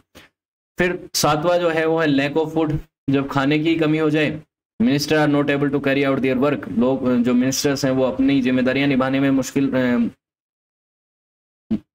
जिम्मेदारियां नहीं निभा पा रहे हैं। Punishment fail to bring fear and rewards fails to bring happiness. जो पनिशमेंट देता है राजा या कोई भी स्टेट, उसका डर नहीं बचा लोगों के बीच में, और जो रिवॉर्ड दिए जाते हैं उनसे कोई खुशी नहीं मिलती, तो ये भी एक तरीके का डिजास्टर है। तो इस तरीके के डिजास्टर्स के तौर पे एक राज्य को समझाने की कोशिश करी मोदी ने कि अगर ये 7 तरीके के डिजास्टर्स कोई देश, कोई स्टेट, कोई कंट्री अगर फेस कर रहा है तो उसका डिस्ट्रॉय होना ऑलमोस्ट तय है, उसको जो दुश्मन है वो डिस्ट्रॉय कर देगा। अब मेरिटोक्रेटिक गवर्नमेंट में इन्होंने ये भी कहा कि जो कंट्री की वेल्थ है उसे भी मेजर करने की बात करी। मेजर करने के बारे में इन्होंने कहा कि सफिशिएंसी जो होती है, सफिशिएंसी पर्याप्तता, यानी बेसिक जो चीज़ों की पर्याप्तता है वो अगर हो जाएगी फुलफिल, जैसे रोटी कपड़ा मकान, वो फुलफिल हो जाएगी तो लोग जो हैं वो एक्सेसिव लेबर वर्क नहीं करना पड़ेगा, उनको लड़ाइयाँ नहीं लड़नी पड़ेंगी और उनके बीच में जो इनकम गैप है वो भी कम हो जाएगा। तो सफिशिएंसी बहुत ज़रूरी है और मोदी ने यही कहा कि ये चीज़ें ज़रूरी हैं, तो अगर आपको पॉपुलेशन आप बढ़ाएंगे तो सफिशिएंसी की तरफ जाएंगे। क्यों जाएंगे? क्योंकि पॉपुलेशन बढ़ेगी तो ज़्यादा काम करेगी, ज़्यादा प्रोडक्शन होगा, ज़्यादा प्रोडक्शन होगा तो हैप्पीनेस आएगी। वही जो बात इन्होंने पहले कही थी वही मैं बात आपको बता रहा हूँ। इन्होंने अर्ली मैरिज को भी सपोर्ट किया। अर्ली मैरिज को इन्होंने क्यों सपोर्ट किया? क्योंकि पॉपुलेशन इंक्रीज करने के लिए। तो ये मेरिटोक्रेसी गवर्नमेंट और सोसाइटी के बारे में इन्होंने बातें सोची। सुपरनेचुरल फोर्स के बारे में, यानी रिलीजियस एंगल भी था इनकी फिलोसॉफी में, तो रिलीजियस एंगल के तौर पे इन्होंने कुछ चीज़ों को सपोर्ट किया, कुछ चीज़ों का खंडन किया। जो एंशियंट चाइनीज रिलीजन था, जो प्राचीन काल से लंबे समय तक चलता आ रहा था, जहाँ पे टियान का कॉन्सेप्ट था और एंसेस्टर्स वर्शिप वगैरह, हेवन की रिस्पेक्ट करना, हेवन की पूजा करना, ये सब चीज़, कई सारे सेक्रीफाइस भी होते थे, कई सारे रिचुअल्स भी होते थे। उनमें कई चीज़ों को सपोर्ट करते थे, कईयों का विरोध करते थे। तो rulers of ancient China employed rituals. एक जो एंशियंट चाइना के प्राचीन रूलर्स थे उनका एक रिचुअल्स और कई अलग अलग तरीके के रिचुअल्स को फॉलो करने का एक जगह हुआ करती थी। तो उसमें ये लोग करते थे बहुत सारी तरीके की स्पिरिचुअल बींग्स को उनका अटेंशन हासिल करने के लिए, उनको खुश करने के लिए चीज़ें करते थे। प्री हिस्टोरिक चाइनीज जो हैं एंसेस्टर्स, उन्होंने कई तरीके के इंस्ट्रक्शंस छोड़े थे बैम्बू प्लेट्स के ऊपर, जिनमें इन्होंने बताया था कि किस तरीके से आपको अपना जीवन चलाना है, किस तरह से आपको अपने रिलीजन को फॉलो करना है बेसिकली, किस तरीके से आपको जो हेवन के जो कानून है उनको फॉलो करना है, तो उन चीज़ों को इन्होंने ज़्यादा जो छेड़ा नहीं मौजी ने, उन चीज़ों को माना। Mozi teaching include sacrifice of bulls and rams during the specific reasons. इन्होंने कहा कि ठीक है आप सेक्रीफाइस कर सकते हो, सेक्रीफाइस का विरोध इन्होंने नहीं किया, सेक्रीफाइस का विरोध इन्होंने नहीं किया। अलग अलग स्थितियों में इन्होंने कहा कि इसमें सेक्रीफाइसियल होने चाहिए, तो ठीक है कोई दिक्कत नहीं है। उसके बाद इन्होंने ये चीज़ का विरोध किया with spirit consider as a primal force of nature and souls of deceased human. इसके बाद इन्होंने एक चीज़ जो है उसे क्रिटिसाइज किया कि फ्यूनरल सेरेमनीज जो होती हैं, जो बड़ी बड़ी फ्यूनरल सेरेमनीज होती थी चाइना में उस दौर में, कई ऐसे अवशेष मिलते हैं कि किसी एक राजा के साथ 600 घोड़ों को सेक्रीफाइस कर दिया गया, और बहुत सारा ऑब्वियसली उसमें पैसा भी लगा। बहुत सारे कंकाल मिलते हैं, बहुत बड़ा खुदाई हुई और बड़ा सारे टॉम्ब यानी मकबरे वगैरह बनाए गए, तो स्पिरिचुअल सेक्रीफाइस किए गए उसमें। फ्यूनरल सेरेमनीज को तो ये सपोर्ट नहीं करते थे, लेकिन स्पिरिचुअल सेक्रीफाइस को सपोर्ट करते थे। तो ये मोइज्म की एक अलग ही तरीके की विचारधारा आपको नजर आती है कि उनको इस चीज़ से प्रॉब्लम नहीं थी कि एनिमल्स को सेक्रीफाइस किया जाता है, लेकिन फ्यूनरल्स में जो एक्सेसिव अमाउंट में पैसा खर्च होता था उसका ही विरोध करते थे। Believing in the divine force of haven, Tian का जो कॉन्सेप्ट था एंशियंट चाइना की हिस्ट्री में या रिलीजन में आप देखते हैं तो टियान नाम के हेवन गॉड को ये मानते थे, और जिसका कॉन्सेप्ट थोड़ा अलग तरीके से होता था। कोई एक एंथ्रोमॉर्फिक गॉड की तरह नहीं देखा जाता था कि एक टियान नाम का देवता है वो कुछ इस तरीके का दिखता है, वो एक तरीके का अलग डिवाइन कॉन्सेप्ट था। तो उसमें ये लोग मानते थे, डिवाइन फोर्स ऑफ हेवन में मानते थे। उसमें यिन यान का कॉन्सेप्ट भी था कि हर दुनिया में जो चीज़ें हैं उसमें यिन और यान होता है। और शुरुआती समय में जो ये पूरा ब्रह्मांड अस्तित्व में है उससे पहले क्या था, केओस था, प्राइमल केओस था, और फिर सब कुछ टियान और इन और यान के कॉन्सेप्ट से सब कुछ अस्तित्व में है। तो ये क्या कहते थे, फ्यूनरल सेरेमनीज नहीं होनी चाहिए और स्पिरिचुअल सेक्रीफाइस चलेगा। उसके अलावा Mohists reference historic record of spirit being appearing to the enact vengeance for wrongful murders, emphasize the importance of moral conduct and intervention of spiritual entities in enforcing justice। Basically बात ये कहना चाह रहे थे कि ये जो उस समय का कॉम्प्लेक्स रिलीजन था जिसमें ये मानना था कि आफ्टर लाइफ भी होती है, आफ्टर लाइफ में अगर जीवन सही सही तरीके से चले तो उसके लिए कुछ सेक्रीफाइस भी करने पड़ते हैं, कुछ क्या बोलते हैं फ्यूनरल सेरेमनीज भी करनी पड़ती हैं। तो इन्होंने फ्यूनरल सेरेमनीज को तो खारिज किया और उन स्पिरिचुअल जो सेक्रीफाइस है उनको इन्होंने सपोर्ट कर दिया। क्यों? क्योंकि इनको कोई फर्क नहीं पड़ रहा था स्पिरिचुअल सेक्रीफाइस से। इनको उस समय की स्थिति को देखते हुए ये था कि पैसा नहीं बर्बाद होना चाहिए और बाकी जो कुछ हो रहा है वो चलने दे। तो इनका बेसिकली इस फिलोसॉफी में बहुत ही वीक एंगल आपको कहीं ना कहीं नजर आता है कि ये रिलीजियस एंगल में मोइज फिलोसॉफी जो है वो यूनिवर्सल लव के कॉन्सेप्ट को सपोर्ट करने वाली मोइज फिलोसॉफी एनिमल्स के प्रति किसी तरीके से उदार नहीं है। वो एनिमल्स के सेक्रीफाइस के बारे में किसी तरीके का खंडन नहीं करती, बस वो खंडन करती है तो कहती है कि महंगे जो सेरेमनीज होती हैं उनको ना किया जाए।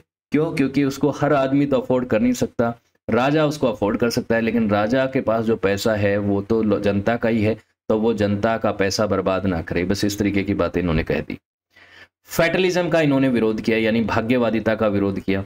लोग भाग्य में बहुत बिलीव करते हैं। भाग्यवादिता क्या होती है बेसिकली कि जितने भी आउटकम्स आज के समय हो रहे हैं, जो जो चीज़ें हो रही हैं, घटनाएं हो रही हैं, वो तो पहले से प्री डिटरमाइंड थी, प्री डेस्टिनाइज थी। मतलब ये तो किस्मत में लिखा हुआ था, जो लिखा हुआ है वही हो रहा है। इस तरीके की बातें होती है फैटलिज्म में। इन्होंने इस चीज़ को विरोध किया। इन्होंने कहा कि इस तरीके की विचारधारा, इस तरीके की मानसिकता जो है वो गरीबी और सफरिंग का कारण बनती है, क्योंकि लोग अपने आप को जो कुछ उनके साथ घटित हो रहा है उसको भाग्य मान लेते हैं और कर्म पे ध्यान नहीं देते। तो बेसिकली इन्होंने कहा कि फैटलिज्म कुछ नहीं होता, भाग्य कुछ नहीं होता। जब लोग lack of responsibilities, lack of knowledge का शिकार होते हैं, जब उनको ज्ञान नहीं होता, रेस्पॉन्सिबिलिटी लेने से वो चूकते हैं, काम करने से डरते हैं और बेसिकली अपनी जिम्मेदारियों का निर्वहन नहीं करते हैं और पढ़ाई लिखाई नहीं करते हैं, वर्च्यू वाली लाइफ को नहीं जीते हैं, तो उसके बाद वो एक गलत जीवन, एक गरीबी का जीवन जीते हैं, कमज़ोर अपने आप को फील करते हैं। तो इसीलिए वो भाग्य की बात करते हैं। और भाग्य की बात करने वाली जो बात है वो अपने आप में एक मिजंथ्रोपिक बात है, मिजंथ्रोपिक थ्योरी और बिहेवियर है। बेसिकली ये तो आप अपने आप को अपने कर्मों से बचने के लिए ऐसी बातें करते हैं। ये बात बहुत से लोग करते हैं। देखिए, अब भाग्य कितना है कितना नहीं है ये तो कोई नहीं जानता आज के समय पे भी, लेकिन भाग्य की बात एक कमजोर मानसिकता को कहीं ना कहीं बताती है, कई बार होप को भी बता देती है कि कोई आदमी अपने बहुत सारी कर्म करने के बावजूद भी अगर सफल नहीं होता तो वो भाग्य पर छोड़ देता है, ठीक है।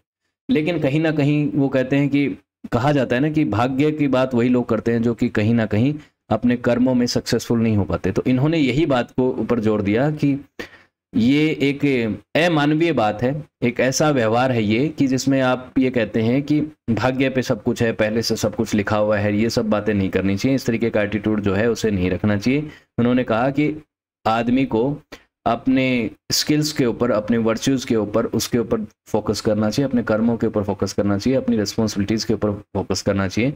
इन्होंने कहा कि to argue against attitude, Moji used 3 criteria to assess the correctness of views, assessing the best on history। इतिहास के ऊपर असेस किया जाए उनको कि कोई भी चीज़ जो घटना हो रही है उसको ऐतिहासिक उसका दृष्टिकोण देखा जाए कि ये चीज़ आज हो रही है तो इसके पीछे का कारण क्या है, तो बैकग्राउंड जानना यानी इतिहास जानना। Assessing the based on the experience and common average people, आम आदमी का जो एक्सपीरियंस है उस पर्टिकुलर इवेंट या इंसिडेंट के ऊपर, जिसके ऊपर भाग्यवादियों ने तो कह दिया कि ये तो किस्मत में लिखा हुआ था इसीलिए हुआ, उसको भी एसेस करना कि एक्सपीरियंस और एक्सपीरियंस के आधार पे जानना। Assessing their usefulness by applying them law and in law और पॉलिटिक्स, तो इसकी यूजफुलनेस को भी समझना कि लॉ एंड पॉलिटिक्स में इसका की क्या यूजफुलनेस है, तो उसको भी इन्होंने इस तरह से समझाया। तो बेसिकली ये भाग्यवादिता में नहीं मानते थे, भाग्यवादिता को ये मानते थे कि लोग जो है लैक ऑफ रेस्पॉन्सिबिलिटी और लैक ऑफ नॉलेज की वजह से इस तरीके की बातें कर रहे हैं, ठीक है। Prosperity or poverty are directly correlated with either virtue or vice, respectively. So realized by deductive thinking and by one's own logic, not fate. इन्होंने क्या कहा कि बेसिकली prosperity यानी अमीरी और गरीबी जो है वो डायरेक्टली किससे रिलेटेड है कि कोई आदमी कितना मेहनती है, कितना वर्चुअस है, कितना उसको चीज़ें आती हैं, कितना उसे नॉलेज है, ये नहीं कि उसकी किस्मत कितनी अच्छी है, इस पर डिपेंड नहीं करता। अगेंस्ट ऑस्टेंटेशंस यानी शेखी वाली बात, जो ऑस्टेंटेशन मतलब शेखी होता है, शेखी का मतलब यानी कि दिखावा, दिखावे की बात करने वाली चीज़ों के ऊपर इन्होंने बहुत ज़्यादा उसका विरोध किया। कौन सी चीज़ें दिखाने की बात है, जैसे कि एक बात तो मैंने कहा क्या कि वो रिचुअल्स जो कि महंगे पड़ते हैं। फॉर एग्जांपल जो मृत्यु के बाद जो इन्होंने क्या कहा था, किस चीज़ को क्रिटिसाइज किया था, जो स्पिरिचुअल सेक्रीफाइस को तो इन्होंने सपोर्ट कर दिया क्योंकि उसमें पैसा नहीं लगता, लेकिन फ्यूनरल से जो फ्यूनरल होते हैं बहुत तरीके के, अलग अलग तरीके के फ्यूनरल सेरेमनीज होती थी जिसमें पैसा लगता था, उसको इन्होंने विरोध किया। तो फ्यूनरल्स को और कई ऐसी सेरेमनीज को और कई सारी ऐसी प्रैक्टिसेस को जो कि ज़्यादा पैसा खर्च करवाती थी उनको इन्होंने विरोध किया। इसीलिए कई बार कहा जाता है कि मोजी और मोजी के जो साथ के फिलोसोफर्स थे या इस विचारधारा को मानने वाले लोग थे वो लोअर क्लास से आते थे, वो गरीबी से आते थे, इसलिए उन्होंने इस तरीके की चीज़ों का विरोध किया, ठीक है। कन्फ्यूशियस ने जिस तरीके से जैसे म्यूजिक और आर्ट, फाइन आर्ट और इन चीज़ों का सपोर्ट किया था, उन्होंने कहा था कि ये जीवन के एक व्यक्तित्व को अच्छा बनाने के लिए कामयाब चीज़ें हैं, फाइन आर्ट हो चाहे म्यूजिक हो या एजुकेशन हो। कन्फ्यूशियस ने कहा कि एक व्यक्तित्व को निखारने के लिए शिक्षा का इस्तेमाल सिर्फ और सिर्फ उसके व्यक्तित्व को अच्छा करने के लिए किया जाना चाहिए, ना केवल वोकेशनलाइजेशन किया जाना चाहिए शिक्षा का। शिक्षा का वोकेशनलाइजेशन मतलब शिक्षा का इस्तेमाल सिर्फ एक व्यक्ति के जीवन यापन करने के लिए चलाया जाना होता है। तो वोकेशनलाइजेशन का विरोध कन्फ्यूशियस करते थे, लेकिन यहाँ पे मोजी जो है उसका सपोर्ट करते थे। उनका मानना था कि जीवन में जो चीज़ें नेसेसरी हैं उनको करना चाहिए, बाकी जो अननेसेसरी चीज़ें हैं जैसे कि म्यूजिक, जैसे कन्फ्यूशियस म्यूजिक और फाइन आर्ट को बहुत सपोर्ट करते थे। तो कन्फ्यूशियस ने जब सपोर्ट किया, कहा कि म्यूजिक एक इम्पोर्टेंट पहलू है जीवन में व्यक्ति के निखार के लिए इम्पोर्टेंट है। मोजी ने इस चीज़ का विरोध किया, उन्होंने कहा कि कोई ज़रूरत नहीं है म्यूजिक की, फाइन आर्ट्स की, इन चीज़ों की, इन चीज़ों का इस्तेमाल करना और इन चीज़ों के ऊपर पैसा और मेहनत करने का कोई सेंस नहीं है, ये अननेसेसरी है। तो ये बातें उन्होंने कही और उन्होंने कहा कि ये चीज़ें जब कोई व्यक्ति करता है तो मैन पावर जो होती है वो डाइवर्टेड हो जाती है, वो अपने मेन एसेंशियल टास्क है वो तो करती नहीं है, जैसे कि एग्रीकल्चर एडमिनिस्ट्रेशन वो तो करती नहीं है, और वो म्यूजिक पे चली जाएगी या फिर आर्ट्स के काम में चली जाएगी जिसका कोई इस्तेमाल ही नहीं है, जीवन में उसका कोई इस्तेमाल नहीं है। इस तरीके की बातें मोजी की विचारधारा थी, उस समय के हिसाब से उन्होंने ये बातें कही। लेकिन कन्फ्यूशियस ने इनसे भी पहले से ये बातें कही थी कि नहीं, म्यूजिक और फाइन आर्ट की भी अपनी वैल्यू है और व्यक्ति शिक्षा का ग्रहण सिर्फ अपना पेट भरने के लिए नहीं करे, उसका इस्तेमाल अपने व्यक्तित्व को निखारने में भी करे। तो यहाँ पे कन्फ्यूशियज्म और मोजी की विचार जो है आपस में टकरा जाते हैं। मोजी का मानना था कि म्यूजिक जो है लोगों के जीवन में जब आता है, जब म्यूजिक के ऊपर काम करना शुरू कर देते हैं लोग, तो प्रोडक्शन रिड्यूस होता है। क्यों? क्योंकि लोग कुछ म्यूजिक की फील्ड में चले गए, म्यूजिक की फील्ड में गए, वो म्यूजिक गाना बजाना कर रहे हैं, तो वो एग्रीकल्चर नहीं कर पा रहे, एडमिनिस्ट्रेशन नहीं कर पा रहे हैं, प्रोडक्शन के कार्यों में काम हाथ नहीं बटा रहे हैं, तो लैक ऑफ प्रोडक्शन हो गया, प्रोडक्शन रिड्यूस हो गया, जिसकी वजह से सोसाइटियल डिसऑर्डर हो सकता है। ये बात इनका मानना था। मोजी advocated for prioritize the bare necessity of life over the ostentatious display and redirecting resource towards beneficial society। इनका मानना था कि जीवन में जो चीज़ें ज़्यादा ज़रूरी हैं वही करो, उन्हीं को प्रायोरिटाइज करो, दिखावे की चीज़ों पे जाने की ज़रूरत नहीं है। तो उनका मानना था कि म्यूजिक, आर्ट ये भी दिखावे की चीज़ें हैं। आदमी को क्या करना चाहिए? एग्रीकल्चर करो, खेती से जितना प्रोडक्शन हो सके उतना करो, बच्चे पैदा करो, बहुत सारी जनसंख्या करो, एडमिनिस्ट्रेशन करो, एडमिनिस्ट्रेशन मेरिट के आधार पे करो। इस तरीके की विचार थे। तो बहुत ही सिंपल रखना चाहते थे वो चीज़ों को, और सिंपल रखने के पीछे कारण उस समय की राजनीतिक स्थिति, उस समय का पॉलिटिकल स्ट्रक्चर और जिस तरीके का सामाजिक ढांचा था, लोगों के बीच में जो जिन चीज़ों की कमी थी उनको सुनिश्चित करने के लिए मोजी ने अपने विचार दिए।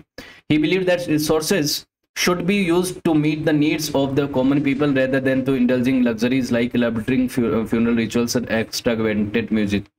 बेसिकली है कि फ्यूनरल एक्टिविटीज और म्यूजिक, आर्ट्स, इनके ऊपर पैसा करने से अच्छा है कि जो आम आदमी की जो बेसिक नेसेसिटीज हैं उनको पूरा किया जाए, लग्जरीज की तरफ जाने की जरूरत नहीं है। ठीक है। लॉजिशियंस की बात करें तो ये कहा जाता है कि एक लॉजिशियन स्कूल ऑफ थॉट था, वो मोइसिज्म का ही पार्ट था, और इसमें जो लॉजिशियंस थे वो पजल्स को रिजॉल्व करने के लिए अलग अलग तरीके इस्तेमाल करते थे। पजल्स को इस्तेमाल करने के लिए साइंटिफिक तरीके इस्तेमाल करते थे, लेकिन इनका जो काम है वो आज के समय ज़्यादा मिलता नहीं है, क्योंकि एंशियंट चाइनीज़ फिलोसोफर्स को इनका काम जो है वो ज़्यादा उपयुक्त लगा नहीं। उनको लगा कि तो यूजलेस सही है, इनको वो यूजफुल नहीं लगा। लेकिन इन फिलोसोफर्स की जो अर्ली साइंटिफिक डेवलपमेंट था और जिस तरीके की बातें उन्होंने कही थी, उनको प्रोटो साइंटिस्ट माना जाता है एंशियंट चाइना में, एंशियंट चाइना की हिस्ट्री में प्रोटो साइंटिस्ट, क्योंकि इन्होंने साइंस और मैथमेटिक्स के फील्ड में कुछ कॉन्सेप्ट दिए थे। जैसे इन्होंने कुछ जियोमेट्रिक कॉन्सेप्ट दिए थे। जैसे इन्होंने कहा था कि एक लाइन जो होती है, जो यूक्लिड और प्लेटो के भी डिस्क्रिप्शन थे लाइन को लेकर, कि एक लाइन जो है उसमें अगर उसको तोड़ा जाए तो वो बिंदुओं में टूटेगी, और बिंदु जो होता है वो एक इनडिविजिबल पार्ट होता है, अनब्रेकेबल पार्ट होता है लाइन का। बेसिकली एक लाइन की शुरुआत एक बिंदु से होती है, एक पॉइंट से होती है। तो ये पॉइंट क्या हो गया? एक इनडिविजिबल पार्ट ऑफ लाइन हो गया। डेमोक्रेटियस ने भी कुछ इस तरीके की बातें कही थी। उन्होंने हर एक संदर्भ में कही थी। उनका जो मॉडल था डेमोक्रेटियस का, एटॉमिक मॉडल था, वो विश्व इतिहास का सबसे प्राचीन एटॉमिक मॉडल माना जाता है। एक ग्रीक फिलोसोफर और मैथमेटिशियन थे, फिलोसोफर ही थे डेमोक्रेटिस। इनकी बायोग्राफी भी मैं पढ़ा चुका हूँ आपको। प्लेटो, यूक्लिड और डेमोक्रेटिस, इन सब लोगों के बारे में हम पढ़ चुके हैं। तो डेमोक्रेटिस ने एक बात कही थी कि दुनिया में बनी हुई हर एक चीज़ एटम से बनी हुई है, और एटम क्या होता है? सबसे छोटा कण, इंडिविजिबल कण, जिसके बाद किसी चीज़ को तोड़ा नहीं जा सकता। एक पत्थर को तोड़ते जाओगे वो दो भागों में बढ़ जाएगा, उन दोनों को उनको तोड़ते जाओगे वो और टूटता जाएगा, फिर एक स्थिति ऐसी आएगी कि वो टूटेगा नहीं, और वो टूटेगा नहीं, वो स्थिति जो है वो उसका एटम है। इसी तरीके की बात मोजिंग नाम के एक फिलोसोफर ने, मोइस्ट फिलोसोफर थे वो, मोइस्ट स्कॉलर थे, उन्होंने क्या कहा था? Moist viewed as a point as that smallest unit, indivisible and incapable to being halved। एक ऐसी स्थिति जिसको तोड़ा नहीं जा सकता। तो ये जो पॉइंट है इसको तोड़ा नहीं जा सकता। इस पॉइंट को इन्होंने एक तरह से एटम की तरह दिखाया। नाम एटम नहीं दिया, एटम का नाम तो किसने दिया था? एटम का नाम तो डेमोक्रेटिस ने ही दिया था। और आज के जो एटॉमिक मॉडल्स हैं जो आप 19th सेंचुरी 18th सेंचुरी के बाद के पढ़ते हैं, रदरफोर्ड का मॉडल हो चाहे जे थॉमसन का हो, वो तो बाद में आए, लेकिन डेमोक्रेटिस ने ये 5th सेंचुरी BC में दे दिया था। 5th सेंचुरी BC के बीच की बात है, जब एक ग्रीक फिलोसोफर ने कहा था कि सबसे छोटा कण जो होता है किसी भी चीज़ का वो एक एटम होता है। Most excelled the mathematics and, हाँ अब सीज इंजीनियर्स की बात करते हैं। सीज इंजीनियर्स क्या? बेसिकली वो लोग थे, ये लोग जो कि छोटे स्टेट्स को डिफेंस प्रोवाइड करते थे, कि कोई छोटे स्टेट के ऊपर किसी पावरफुल स्टेट ने आक्रमण कर दिया तो वो अपने आप को डिफेंड कैसे करें। तो ये सीज डिफेंस इंजीनियर जो हैं चिन डायनेस्टी के यूनिफिकेशन से पहले काम करते थे। ये जो छोटे छोटे स्मॉलर किंगडम थे, जब ये आपस में लड़ते थे, तो जब मान लीजिए किसी बड़े किंगडम ने इस छोटे किंगडम के ऊपर अटैक कर दिया, तो ये अपने आप को कैसे प्रोटेक्ट करेगा? इसका तो अस्तित्व ही खत्म हो जाएगा। तो इसके अस्तित्व को बचाए रखने के लिए ये छोटे स्मॉलर किंगडम्स जो हैं ये मोइस्ट लोगों की मदद लेते थे अपने डिफेंस को मजबूत करने के लिए। तो कोई अग्रेसर जब इनके ऊपर अटैक करता था तो ये अपनी वॉरफेयर टेक्निक्स का इस्तेमाल करके अपने आप को डिफेंड करने में मोइस्ट लोगों की मदद करते थे। मोजी और उनके फिलोसोफर जो हैं उन्होंने कई सारे डिफेंसिव आर्म्स और स्ट्रेटजीज, लॉजिस्टिक्स, मिलिट्री मोबिलाइजेशन की टेक्निक्स का इस्तेमाल करना शुरू कर दिया था। उनको इन्वेंट किया था उन्होंने, ताकि वो जो है अब बेसिकली सामना कर सके दुश्मन का। उस समय एक और बुक आई थी, सुंजीज आर्ट ऑफ वॉर। ये सुंजी की जो आर्ट ऑफ वॉर थी ये एक ऑफेंसिव स्ट्रेटजी की बुक थी। इसमें ये बताया गया था कि ये जो छोटे छोटे किंगडम है ये आपस में लड़ झगड़े और कैसे भी करके चाइना का यूनिफिकेशन हो जाए तो बेहतर है। तो सुंजी ने तो ये कहा था कि एक मैं आपको ऐसी ऑफेंसिव स्ट्रेटजी बताता हूँ, चाहे वो कोई भी मान ले, जिसको चिन डायनेस्टी ने बाद में माना और इन सारे किंगडम्स को जीत भी लिया। तो उन्होंने ये कहा था कि एक के बाद एक करके सब एक आपस में लड़ो झगड़ो और चाइना को यूनिफाइड करो, राजनीतिक स्थायित्व लेके आओ। तुम्हारा जो छोटे छोटे किंगडम्स में आपस में लड़ने झगड़ने का दौर है वो कहीं ना कहीं कब भी तो खत्म हो। तो सुंजी की जो आर्ट ऑफ वॉर थी सुंजी की, उसके ही मुकाबले इसको भी देखा जाता है जो सीज इंजीनियर्स थे मोइस्ट फिलोसॉफी के। लेकिन इनमें डिफरेंस क्या था? सुंजी की जो विचारधारा थी वो थी ऑफेंसिव, उनका था कि जाओ अटैक करो और जीतो और चाइना को यूनिफाइड करो। मोजी की विचारधारा थी कि अपने आप को प्रोटेक्ट करो, अपने आप को डिफेंड करो। उनका ये था कि कोई पावरफुल स्टेट जो है वो किसी छोटे किंगडम को पूरी तरह से हरा ना दे और पूरी तरह से उसको खत्म ना कर दे, उसके अस्तित्व को। उसका भी अधिकार है सस्टेन करने का, वो भी वहां पे किंगडम है छोटा, वो कैसे भी चल रहा हो, लेकिन उसको अपना डिफेंस करने का अधिकार है। तो मोजी की जो एबिलिटी थी किसी भी इन्वेजन को डिटर करने की या डिफेंड करने की, वो भी काफ़ी पावरफुल थी, काफ़ी अच्छा वो डिटर करते थे, नेगोशिएशंस की पावर भी थी। तो ये जो छोटे छोटे किंगडम्स थे इनको कभी मोजिस्ट लोगों की मदद की ज़रूरत पड़ती थी। ये मोजी के जो फॉलोअर्स थे उनसे मदद मांगते थे कि हमें मदद करो, क्योंकि कोई ताकतवर किंगडम हम पे आक्रमण कर रहा है और हम अपने आप को प्रोटेक्ट नहीं कर पा रहे। डिक्लाइन की बात करें तो डिक्लाइन तब हुआ जब चिन डायनेस्टी ने चीन को यूनिफाइड कर दिया। ये चिन डायनेस्टी जो है, जिसकी स्पेलिंग तो QIN है, इसका प्रोनाउंसिएशन चिन होता है और इसी चिन के नाम पे आगे चीन का नाम भी चीन पड़ गया। तो ये यहाँ पे थी वॉरिंग स्टेट के समय पे। फिर इन्होंने एक के बाद एक इन सभी किंगडम्स को जीतना शुरू कर दिया और ये जो 7 किंगडम थे इंक्लूडिंग चिन, इनमें से 6 को चिन ने जीत लिया और फिर चिन डायनेस्टी अस्तित्व में आई 221 BC से 206 के बीच में। चिन डायनेस्टी जब अस्तित्व में आई तो इन्होंने लीगलिज्म की फिलोसॉफी को अपनाया। लीगलिज्म की फिलोसॉफी जो थी वो एक बहुत ही रिजिड और स्ट्रिक्ट फिलोसॉफी थी, जिसमें ये कहा गया था कि एक राजा को बहुत ज़्यादा टायरेंट होना चाहिए, मतलब डिक्टेटर टाइप का होना चाहिए, और वो अपने लोगों को कंट्रोल करके रखे कि उसके खिलाफ कोई ना रिवोल्ट कर सके, ना कोई रिबेल कर सके, और जो भी उसके खिलाफ रिवोल्ट करे उसे पावरफुल तरह से क्रश कर दिया जाए उस रिवोल्ट को। तो इस तरीके की बातें उसमें लीगलिज्म की फिलोसॉफी में थी। तो चिन डायनेस्टी को लीगलिज्म की फिलोसॉफी ज़्यादा पसंद आई और उसके बाद चिन डायनेस्टी के अंदर जो राज दरबारी थे और चिन डायनेस्टी के रूलर्स थे, उन्होंने तय किया कि वो बाकी सभी फिलोसोफर्स की फिलोसॉफीज़ को पूरी तरह से नेस्तनाबूद कर देंगे, ख़त्म कर देंगे। उन्होंने कई सारी किताबों को जलवाया, कई सारे स्कॉलर्स को मरवाया। तो उस दौर में मोइस्ट फिलोसोफर्स का भी नुकसान किया गया, कन्फ्यूशियस के फिलोसोफर्स का भी नुकसान किया गया, टाओइज्म को मानने वालों को भी मारा गया। तो कुछ चीज़ें तो बच गई, कुछ किताबों को जला भी दिया गया। तो उस दौरान मोइज्म की जो फिलोसॉफी थी वो भी जो है अपना जो रिलेवेंस है वो लॉस्ट कर रही थी। सोशली और फिलोसॉफिकल जो मोमेंट्स थे ये कमज़ोर हो गए थे इनके, और मोइस्ट डिफेंस स्किल्स की भी अब ज़रूरत नहीं थी, क्योंकि जो छोटे छोटे किंगडम थे वो तो थे नहीं अब। तो मोइस्ट के जो डिफेंस स्किल्स थे उनकी अब ज़रूरत नहीं थी, इनको किसी को ज़रूरत नहीं थी अब, क्योंकि यहाँ पे एक ही डायनेस्टी का रूल आ गया था, चाइना यूनिफाइड हो गया था। चाइना में पहली ये डायनेस्टी थी, इंपीरियल चाइना की हिस्ट्री यहाँ से शुरू हो जाती है। यहाँ से जो है लीगलिज्म जो है वो एकदम डोमिनेंट हो चुका था। लीगलिज्म डोमिनेंट होने की वजह से मोइस्ट थॉट जो है वो कमज़ोर हो गया, और मोइस्ट थॉट या मोइस्ट फिलोसॉफी जो है वो कन्फ्यूशियस के साथ और टाओइज्म के साथ ही कहीं ना कहीं मिक्सअप हो गई, उनके साथ ही जुड़ गई। क्यों? क्योंकि अब मोइस्ट फिलोसोफर थे, चाहे कन्फ्यूशियस फिलोसोफर थे या फिर जो टाओइस्ट फिलोसोफर थे, उन सबको ये था कि वो अपने आप को बचाए रखने की लड़ाई लड़ रही थी। क्योंकि चिन डायनेस्टी के समय बहुत सारे स्कॉलर्स को और बहुत सारे फिलोसॉफिकल स्कूल ऑफ थॉट्स के स्कॉलर्स को जलाया जा रहा था, मारा जा रहा था।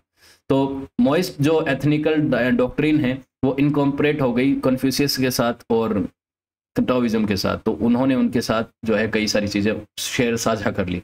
मोइस्ट टेक्स्ट जो थे, लैंग्वेज थी, और एपिस्टेमोलॉजी थी, साइंस थी, ये समझने में भी काफ़ी डिफिकल्ट थे।